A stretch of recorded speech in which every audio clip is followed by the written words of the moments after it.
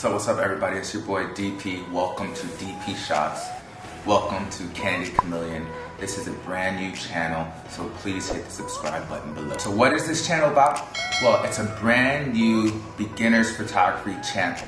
What I found is that a lot of the 10-year plus professional photographers, the gurus if you will, oftentimes they neglect to go over the minor details just because they're so skilled at what they do.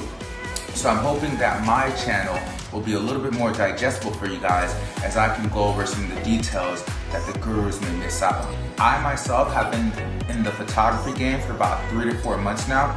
Thankfully, I have some great mentors that I look up to, both on YouTube and in real life. And you guys will get to know me over the course of my next few videos.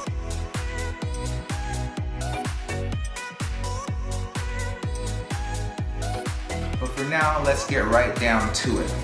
So 3 things I wish I knew before I bought my DSLR camera. So when I first knew I wanted to get into photography, the first thing I thought about is what kind of camera should I buy?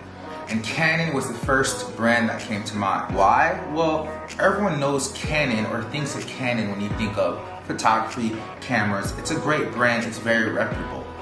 So I went out and I researched the latest DSLR cameras that were within my budget.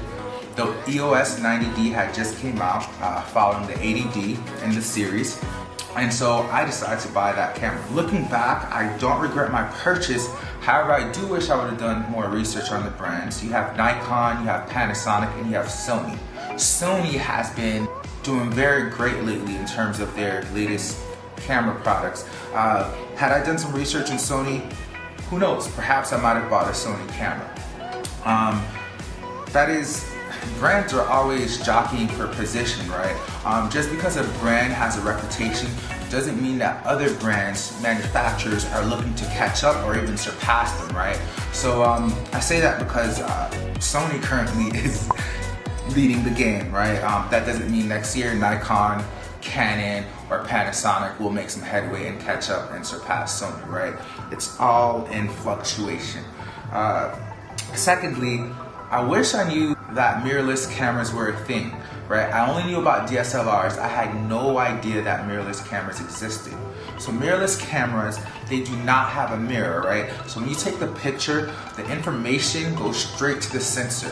Whereas a DSLR camera, it bounces off a mirror and then into the sensor. So with mirrorless cameras, there's a little less room for error, and they also do better in low light, and they also take great video as well.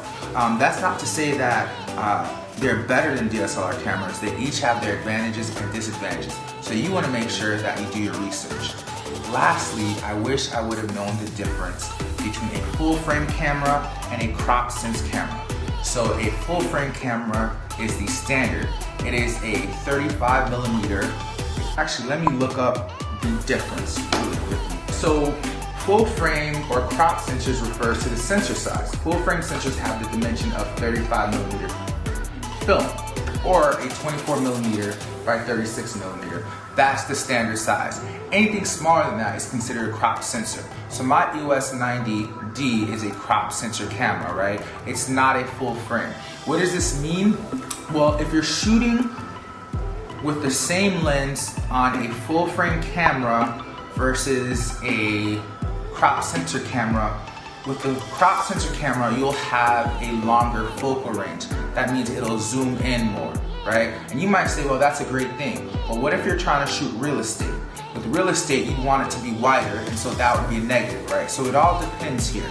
It's not really which one's better than the other. It's really about what are you trying to achieve. So 3 things I wish I would have known before I bought my DSLR camera. 1, I wish I would have researched the different brands of cameras. Secondly, I wish I would have done my research on cameras, DSLRs versus mirrorless. If I even knew mirrorless cameras were a thing, right? Lastly, look at the difference between full frame cameras and crop sensor cameras, right? So those are the 3 things to get under your belt before you're even considering to make a professional camera purchase. Thank you for tuning in. If you didn't before, hit the subscribe button now.